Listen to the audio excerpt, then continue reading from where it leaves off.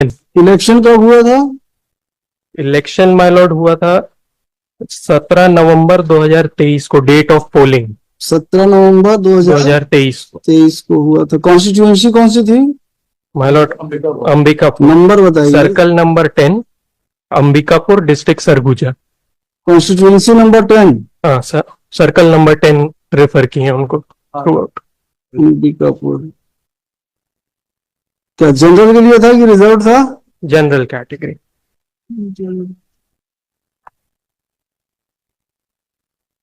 Total कितने contesting candidate थे?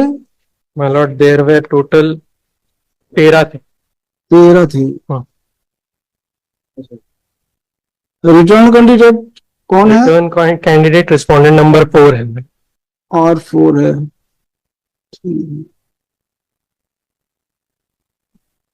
और पिटिशनर इंडिपेंडेंट थे? पिटिशनर इंडिपेंडेंट कैंडिडेट थे? Independent candidate. Date of nomination क्या था? कब से कब तक था? 21 अक्टूबर से 30 अक्टूबर 2023। 21/10 से 30/10/2023। 30/10/2023 को। आपने कब फॉर्म जमा किया नॉमिनेशन? Last date sir. तारीख बताइए। 30 तारीख को। 30/10/2023 को किया आपने। स्क्रूटनी कब हुई? 31 अक्टूबर।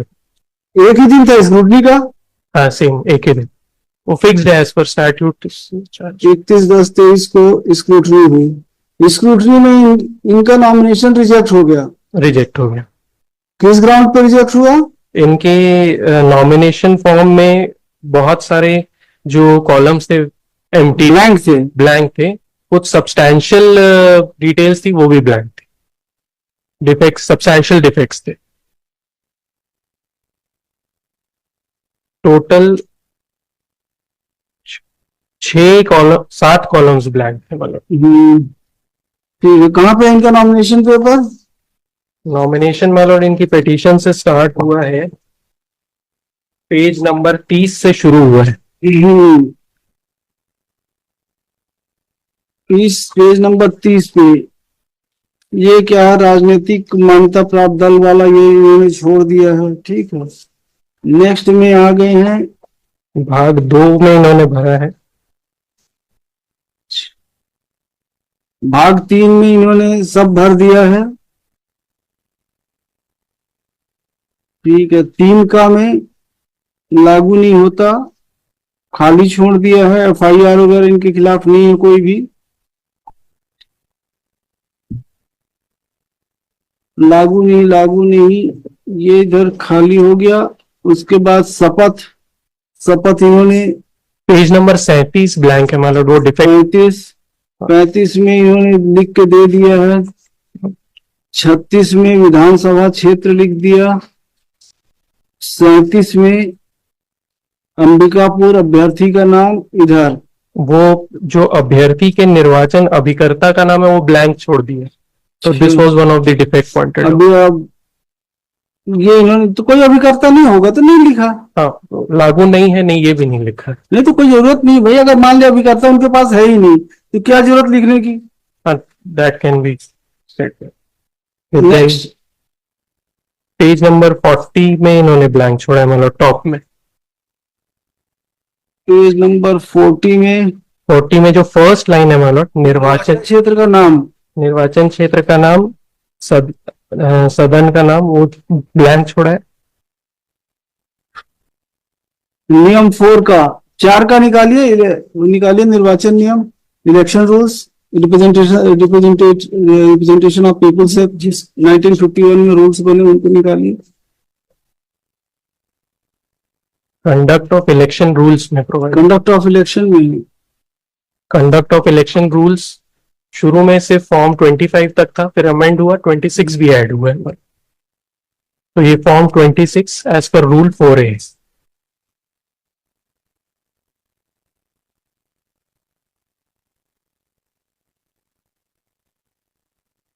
Rule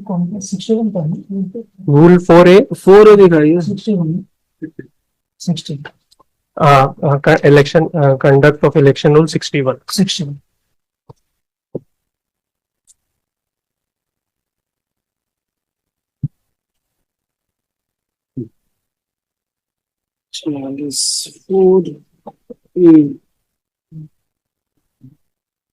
Form of affidavit to be filled at the time of delivering nomination. The candidate or his proposer, as the case may be, shall at the time of the delivering to the returning officer the nomination paper under subsection 1 of the section 33 of that also deliver to him an affidavit sworn by candidate before a magistrate or first class or notary in form 26.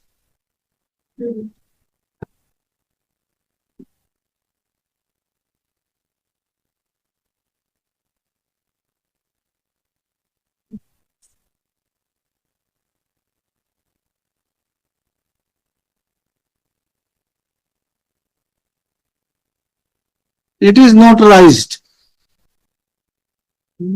Notarized है ये। ये तो notarised है, इसमें तो ठीक है। अब इसमें यह है कि he has left The name of constituency. certain columns or a blank. Yes. That is the only allegation. What would be the effect अगर उन्होंने संसदीय क्षेत्र का नाम एफिडेविट में नहीं लिखा है तो उससे मतलब क्या फर्क पड़ेगा? बाकी जगह तो उन्होंने लिखा है कहाँ से चुनाव लड़ रहे हैं। हाँ। How it would affect? it amounts to a defect, my lord, admittedly. Not defect. It's curable defect. क्या क्या कर सकते हैं क्योर वहाँ पे? हाँ, yes, that's the question, that query, my lord, I'll answer. कि जब defect cure करना है, so there is certain time as prescribed under the statute, which is 11 a.m. to 3 p.m. It has to be cured before the date start of the scrutiny. Now, the present petitioner, my lord, he submitted his nomination paper at 2:30 p.m. just before the last date of submission of nomination On 30th. on 38th of June. The scrutiny was supposed to start from 10 a.m. on On 31st of October. Hmm. At around 5:15 p.m., my lord, the candidate was informed that there was defects in your affidavit. 5:15 of 30 October. 30 October. 30 October. He was informed there is defect. He was present there. His allegation is about corrupt practices by the returning officer, that he was not allowed to enter the office. But in his petition only, my lord, he has submitted an oath, which is at page number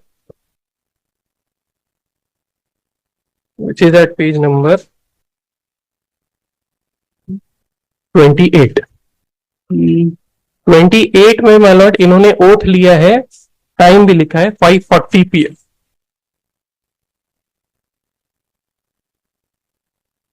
This Means when the error was pointed out to him, he was present there and he has taken oath at 5:40 p.m. hmm. Till that time, my lord, he was having time to cure the defect. Also, he was asked, he was still when he was informed that there are some defects in his nomination paper. 5:15 p.m. Where is that document? Checklist है, my lord. Page Check- number? Checklist is page number 22. Page number 22, P4. Last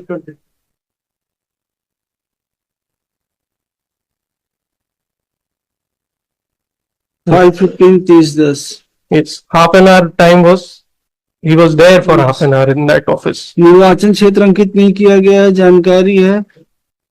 Despite that, my lord, he was still given a time to cure the defects before the start of scrutiny. Now, the start of scrutiny, my lord, as I have stated, was 10 a.m. on 31st of October. Now, my lord, may kindly see page number 23. Hmm. He himself has approached on 11:10 a.m. 31st of October. He himself has written in this paper. Hmm. He has approached after the start of scrutiny. The time इस जो है rectify करने के लिए defects कितने से कितने बजे से समय तक था? It could have been cured at any time during the course when the nomination papers are to be submitted. 21st October से 30 अक्टूबर तक तो जो फॉर्म सबमिट हो रहे हैं, डिफेक्ट पॉइंट हो रहे हैं, कर सकते हैं। पर जब नॉमिनेशन फॉर्म का लास्ट डे चला जाता है, तो आपको स्क्रूटनी स्टार्ट होने से पहले कर सकते हैं, स्क्रूटनी के समय नहीं कर सकते. स्क्रूटनी के समय नहीं कर सकते. स्क्रूटनी के समय you are not suppose to. The last date to rectify the defects was 30th of November. Yes, 30 October. October, 30th of October. And on that date, though he was present, he failed to rectify those defects. Yes. And He alleges that he was not allowed to enter. There is an allegation of corrupt practice, but his document shows that he was there. any application, any complaint was made by the petitioner before the returning officer to this effect that he was not permitted to participate, he was not permitted by the returning officer or any officer to वो rectify email, this. वो page number 24 में email से रात को 8:30 बजे election commissioner After completion of the process, na? After completion of process. But during that he was not there.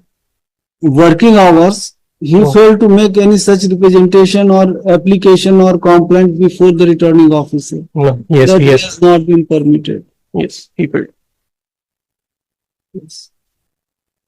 Yes. So, page number 37 was 37, 38. कौन सा था? It was page number 40 ना? 40. 40 में है first column he left blank and thereafter and other.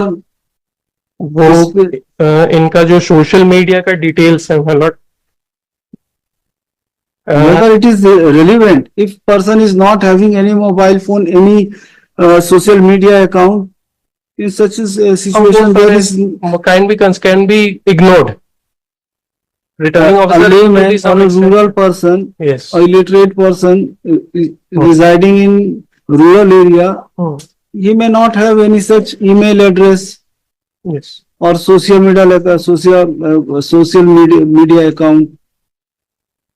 It's not necessary. It's not mandatory to give detail of social media account number, or mobile account number, etc. ये Yes. तो नहीं है. And next, जो paragraph 6 है मतलब दोष सिद्धि के मामले, if he has not been convicted in any case, वो चिन्हांकित करना था एज पर इस दोष सिद्धि के मामले. वहां पर है पैरा नंबर ये पेज 42 का 6 है.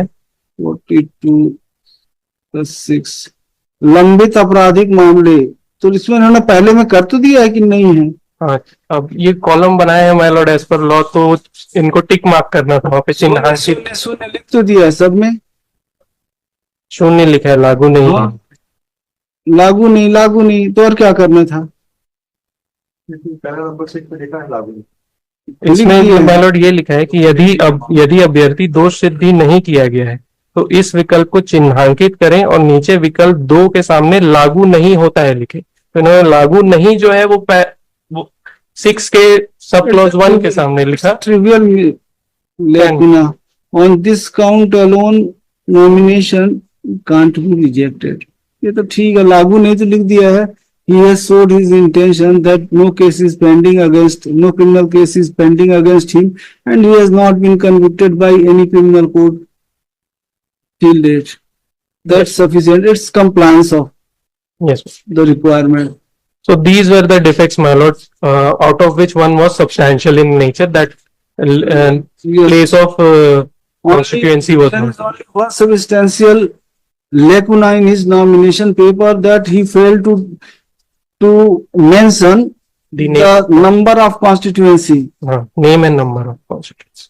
और ये name and number of constituency, my lord, one more place is there. My lord may kindly come to page number 51.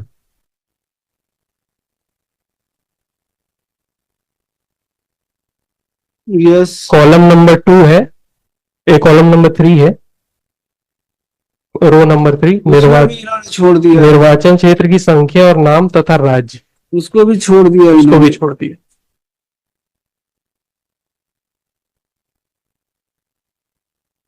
Hmm.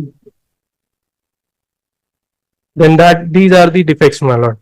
2 are substantial, rest could have been ignored.